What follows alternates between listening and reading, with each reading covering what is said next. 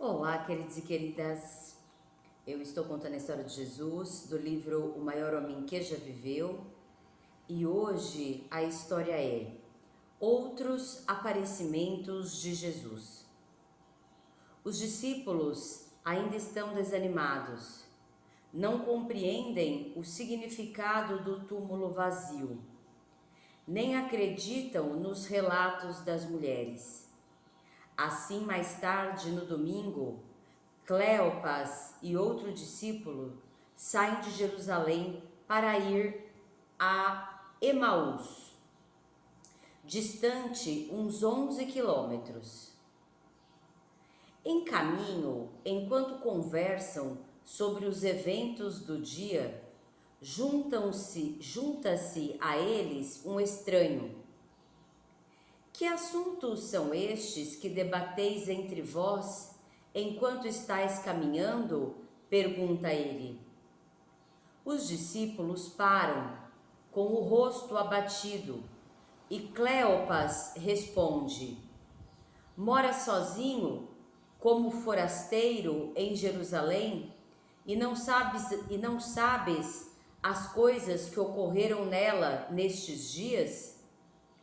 E o estranho pergunta: Que coisas?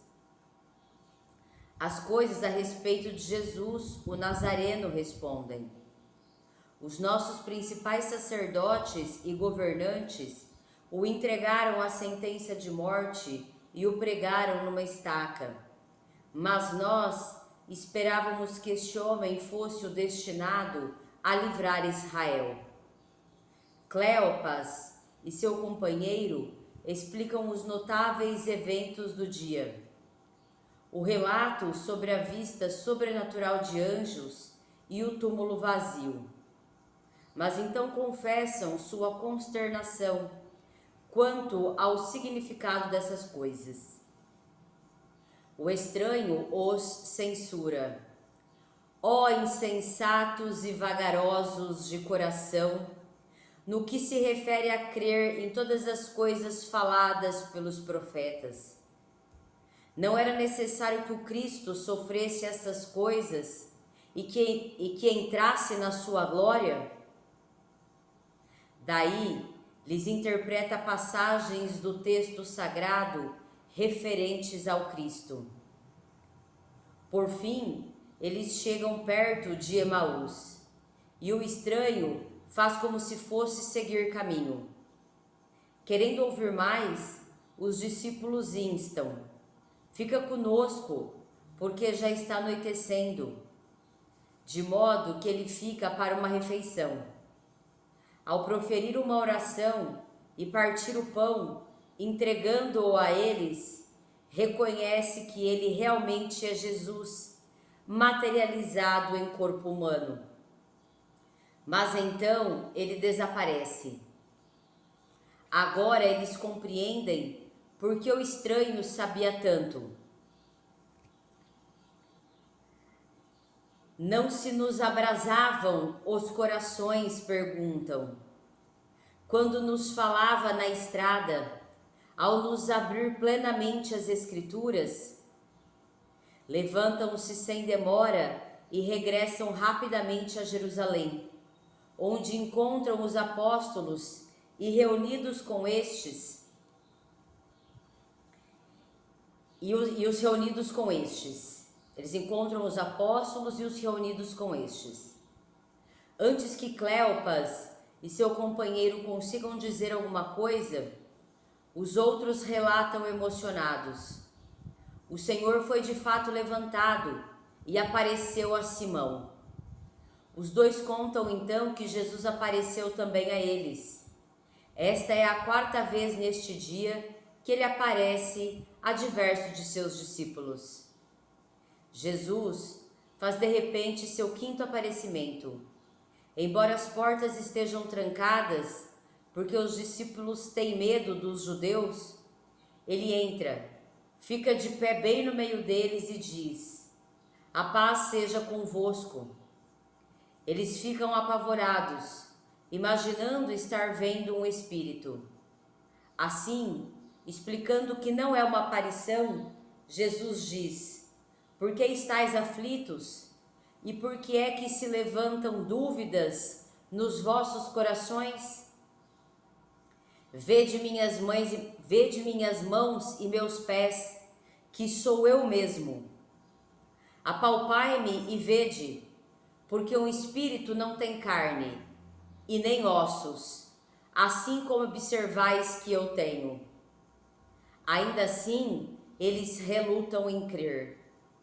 Para ajudá-los a compreender que realmente é Jesus, ele pergunta: tendes aqui algo para comer? Depois de aceitar um pedaço de peixe assado e de comê-lo, começa a ensiná-los dizendo: estas são as minhas palavras que vos falei enquanto ainda estava convosco, antes de minha morte. Que todas as coisas escritas na lei de Moisés e nos profetas e nos salmos a respeito de mim têm de se cumprir.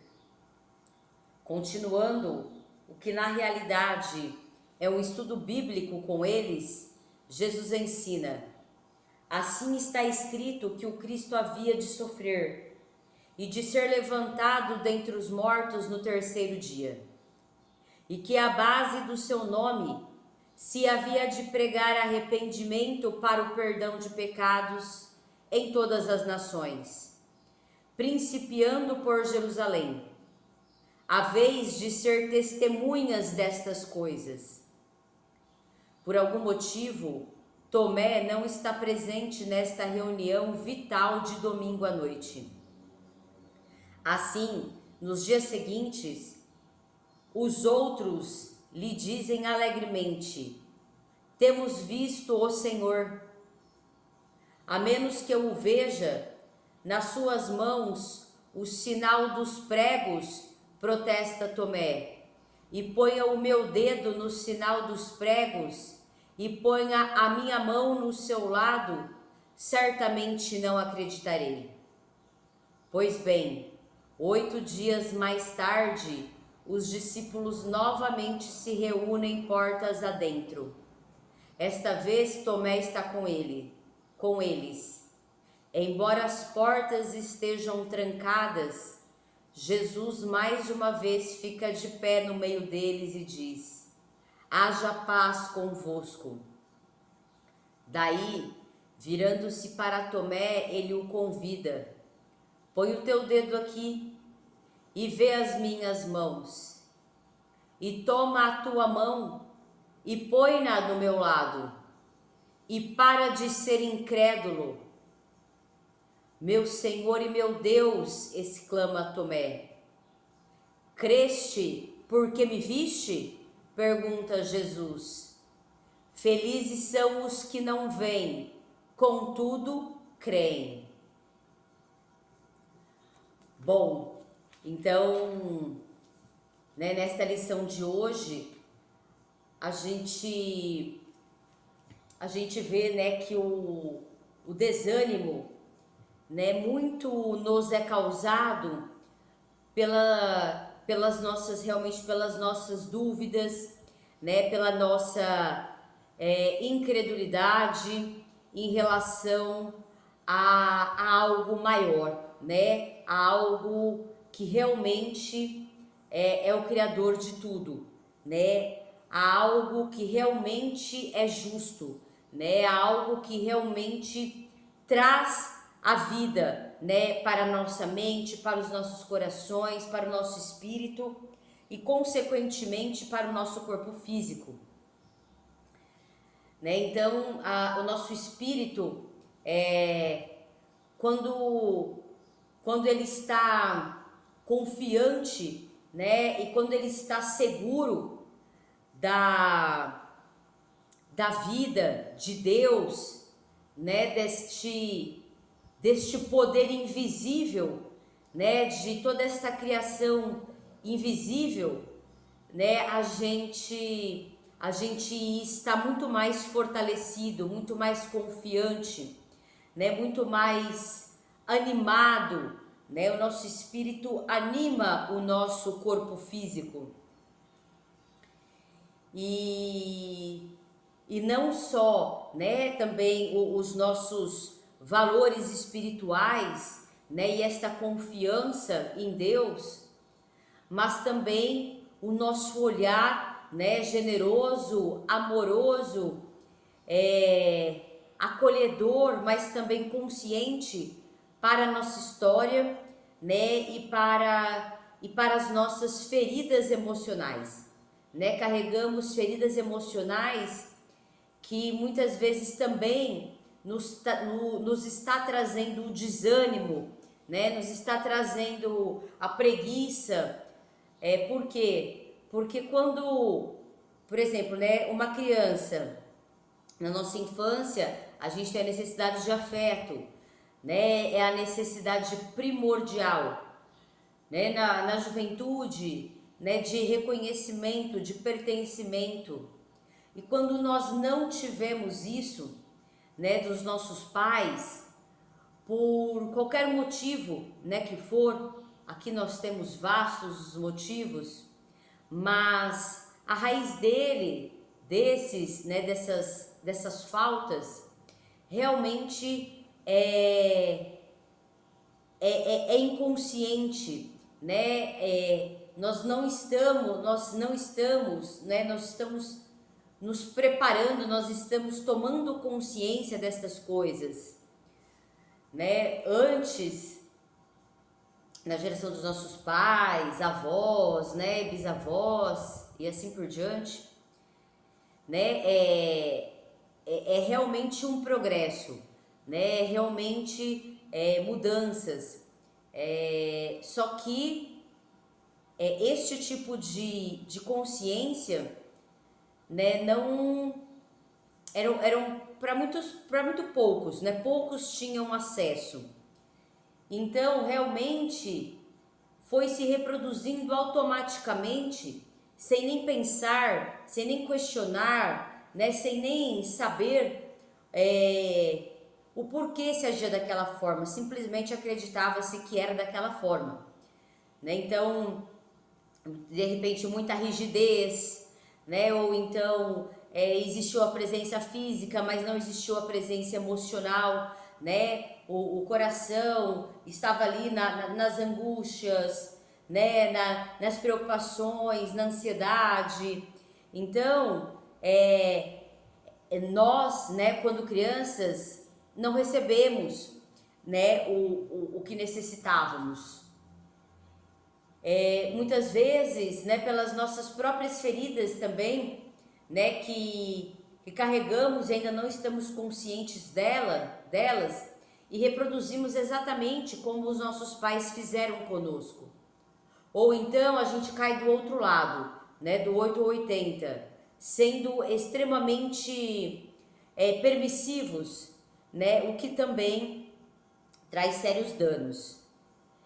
Então, nós temos que olhar para o nosso todo, né? Para que mentalidade estamos, né? Onde está vibrando aí o nosso coração, né? É numa rigidez, é num controle excessivo, porque lá na infância eu busquei afeto e não tive, né? Então eu acho hoje em dia como adulto que o amor é muito difícil, né? Que eu tenho que estar no controle de tudo. Eu sou extremamente racional. Eu não tempero isso, né? Com me permitindo realmente encontrar, né? Um amor verdadeiro, parcerias verdadeiras, né? Porque eu acreditei e sigo acreditando naquilo que eu vivi ali, principalmente na infância, né? Mas também pela juventude. E, né? Então nós temos várias crenças e a maioria delas vem desta infância e vem deste lugar realmente, né? Onde eu tive que me calar, né? Ou seja, eu buscava o afeto, mas meus pais nunca podiam. Então essa busca sempre foi frustrada, por exemplo, né? Então eu fui me calando, não busquei mais, né? E aí, quando eu levo isso para a fase adulta, eu estou extremamente enrijecido, né, no meu coração. Eu não me abro mais para bons relacionamentos por medo, né, desta frustração, da repetição destes ciclos, né, porque é o que eu conheço, é o que eu tenho de referência. Então, quando a gente busca o autoconhecimento para tornar consciente, né, trazer do inconsciente, tornar consciente esses padrões, e eu busco um conhecimento que eu consigo transformar essas crenças, né, onde eu busco a Deus e sei que todos os seres humanos erram, né, e eu deixo de idealizar pai e mãe, idolatrar pai e mãe, né, e eu me volto a Deus, que é a única perfeição existente, e eu percebo, eu vejo, e eu vejo assim, de sentir realmente e ver por toda a caminhada de nós na história, né, o quanto Deus é realmente generoso, né, conosco, com a humanidade, né, então que Ele dá, né, o dia, a noite, Ele provê, né, tudo que necessitamos, né, e a gente erra, e, né, a gente tem a chance de recomeçar, de fazer de novo, e muitas vezes nessa infância, né, a gente não teve o direito de errar, a gente nunca foi bom o suficiente para conquistar aquele afeto dos nossos pais, né, por de repente para eles não terem tempo, de repente para eles também estarem bloqueados emocionalmente. Então, só de a gente tornar consciente essas nossas dores, né, essas questões, já é o primeiro passo, né, porque tudo que a gente torna consciente, a gente pode mudar. O que está lá escondido no inconsciente não pode ser mudado, né, pelo contrário, os ciclos continuam a se repetir, exatamente por a gente negar, né, as dores, ou a gente negar os erros também dos nossos pais, as falhas, né, as nossas. Então tudo que a gente nega, tudo que a gente ignora, vai se repetindo, né, na nossa vida como um ciclo mesmo vicioso, onde eu não consigo transformar. Então, o chamado realmente, né, de Jesus é para que a gente ande pela vida, né, na presença e, e conscientes realmente, né? Então ele trouxe as leis, os mandamentos, expôs aí todas as nossas fraquezas, as nossas sombras, os nossos pecados e um caminho para que a gente, né, os transforme, né, e com humildade, com verdade e com dignidade, né, para conosco, para com os outros. E então que a gente assim, né, passe a caminhar pela vida.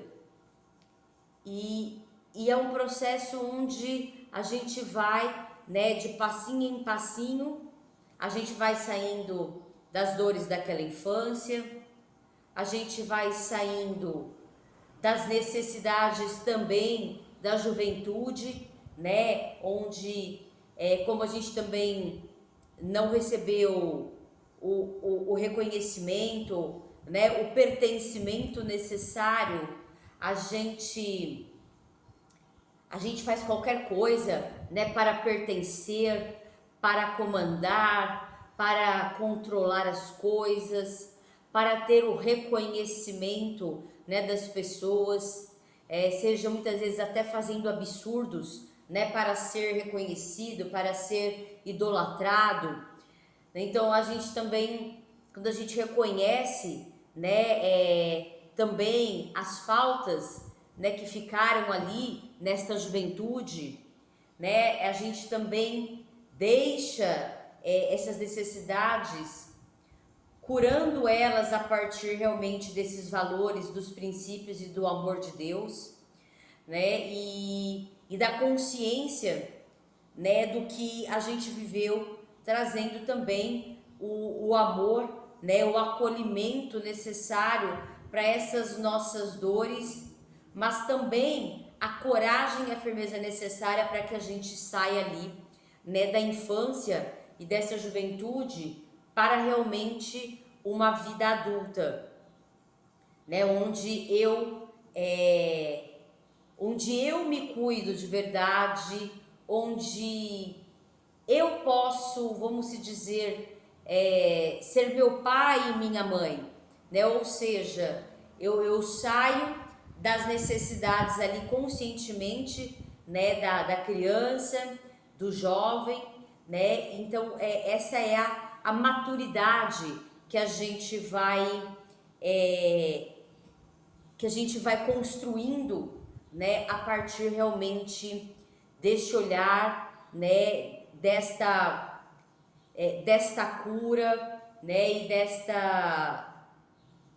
e desta transformação, né, e trazer também a escrita, né, quando a gente escreve tudo que aquela criança sentiu, né, em relação aos pais, sem filtros, né, sem nada, simplesmente colocar ali o que ela sentiu, o que ela, né, percebeu, o que ela viveu, como as coisas foram nomeadas para ela, né, e a gente poder, hoje em dia, como adultos, nomear, né, de forma verídica, né, de forma realmente genuína e autêntica, né, porque ali atrás, em 99% dos casos, foi uma reprodução das dores, né, das feridas emocionais,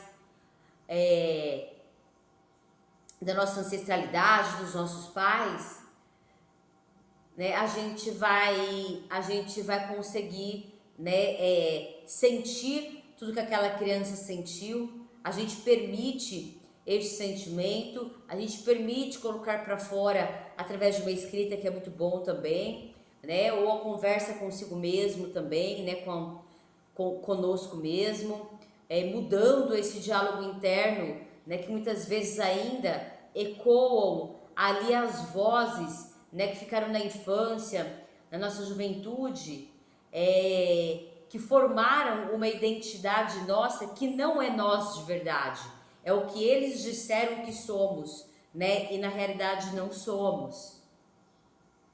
Muitas vezes o que eles próprios escutaram, né? Então, para que a gente ache o nosso eu verdadeiro, o nosso ser autêntico, a gente realmente tem de se libertar, né, desses conceitos, dessas nomeações sobre nós, sobre as coisas que a gente já consegue perceber que são equivocadas, né? Eu não sou, de repente me falaram que eu sou medroso, que eu sou preguiçoso, que eu sou pamonha, que eu sou isso, então tantas coisas, né? E como a criança até os 7 anos não tem a parte consciente ainda emancipada do discernimento, né, do que é certo, do que é errado, ela acredita cegamente. E assim forma-se a persona, né, a máscara, uma identidade que não é o verdadeiro eu. Então, né, a gente tem de realmente olhar para isso e transformar, né? Senão, e assim, em conjunto com isso, né, esta confiança em Deus é realmente para que a gente também consiga fazer essa transformação, porque é difícil, né? É difícil a gente enxergar tudo isso e encarar. É difícil a gente vai ter que encarar as relações, né? Ter conversas aí que muitas vezes não são fáceis, de realmente resolver, não, eu não sou isso, né? Agora como adulto, eu sei quem eu sou, eu sei o que eu quero, né? Eu não te julgo, eu sei que você não fez isso, né, intencionalmente ou numa maldade, você teve aí as suas crenças, os seus motivos, né? Mas e se posiciona realmente na verdade daquilo que a gente é.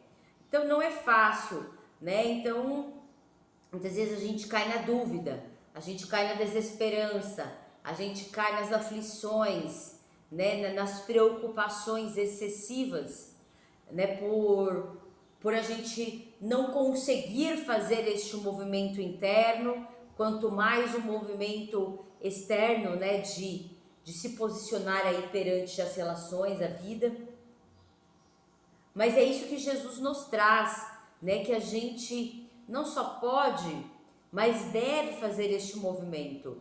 E acreditar, se a gente tem que acreditar cegamente em algo, é realmente que se a gente fizer o que a gente tem que ser feito, a gente, né, a gente vai ter a recompensa, que é a justiça, né? O que você fez, tudo que você galgou de melhora, de transformação, de crescimento, né? Vão ser os seus resultados,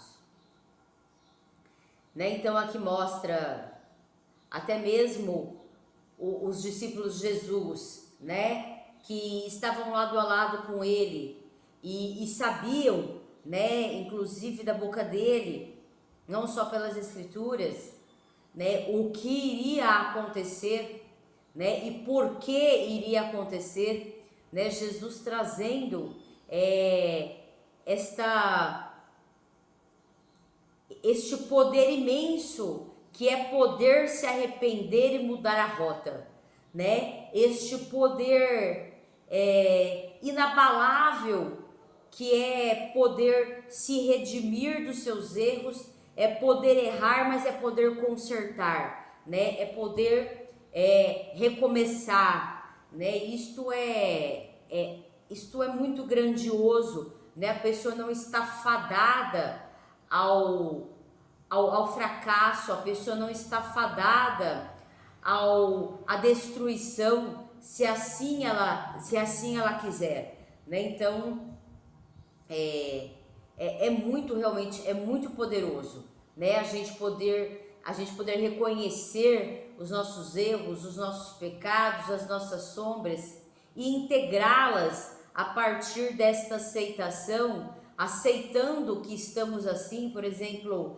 egoístas, avarentos, né? E aceitar isto, né, abre o espaço para a transformação. Quando a gente nega, quando a gente ignora, quando a gente se coloca ali na arrogância, a gente não tem condição de mudar, né? A gente está realmente na resistência, né, da mudança. A gente está colocando um problema em cima de problema. Então, realmente, e a gente vê que Jesus, né, ele aparece ainda no corpo físico, né, inclusive para mostrar que esta ressurreição tem de ser feita na matéria mesmo, né? Nós estamos aqui para fazer este processo na matéria, no corpo físico, né? Que a gente realmente deixe que as sombras, os pecados, deixe de nos dominar, né? Que a gente jogue luz realmente sobre as nossas sombras, sobre os nossos pecados, e a gente jogando luz, a gente ganha já uma grande consciência, né? E um grande poder de mudança. Então, né, Jesus traz realmente de novo, né, mais essa força, né, mais este discernimento, mais esta coragem, mais esta fé, né, que é este acreditar mesmo, este confiar para os discípulos, né, que ainda, apesar de tudo, se encontravam, né, temerosos, desanimados. Então que a gente também olhe, se a gente, né, não está nesse lugar, porque quando aparece qualquer tipo de dificuldade, né, sejam a menor que seja, muitas vezes a gente já desanima, né, no caminho. Então que a gente realmente olhe com muita consciência, com muita verdade, humildade, né, para isso. Então Jesus aí, né, reaparece várias vezes e traz aí, né, por fim, Tomé, né? Nós temos aí, né, o São Tomé, que é só ver, né, para crer. Só que Jesus novamente traz para ele, né, que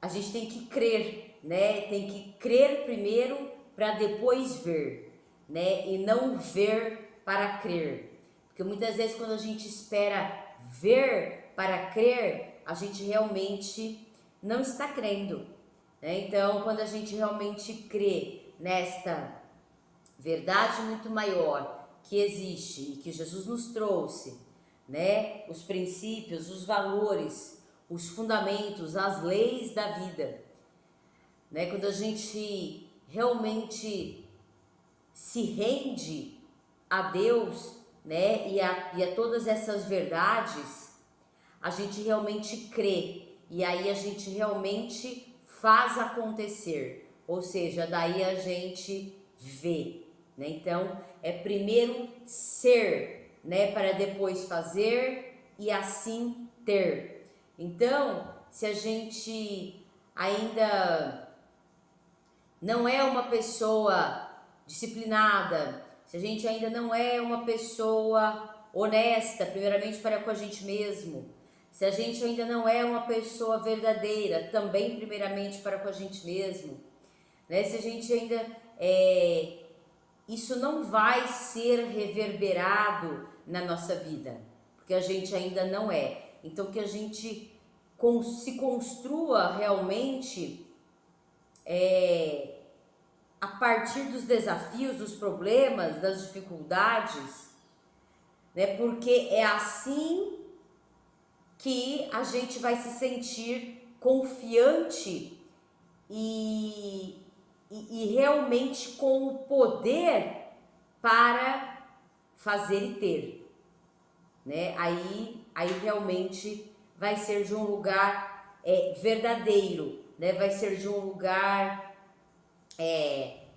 completo, preenchido, né? Então eu não vou ter dinheiro roubando o outro, eu não vou ter passando a perna no outro, eu não vou ter acabando com a vida do outro, né? Então desta forma você pode até ter momentaneamente, né? Mas o caminho para a destruição é este mesmo, né? O ter desta forma, né? O ter sem ser, né? Então que a gente aí,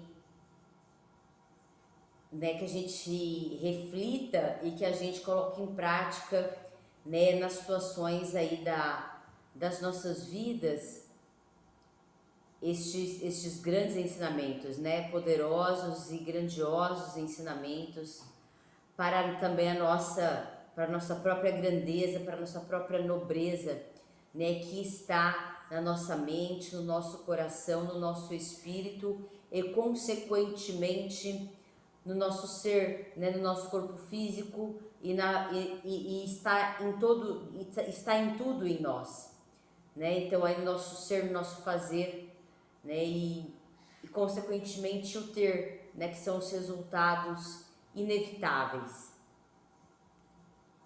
Então hoje é isso. Se você gostou, deixe seu like, compartilhe com as pessoas que você sabe que queiram o exemplo de Jesus nas suas vidas. E se você quiser receber mais do meu conteúdo, se inscreva no canal e ative o sininho para mais notificações. Um grande beijo, um grande abraço e até a próxima!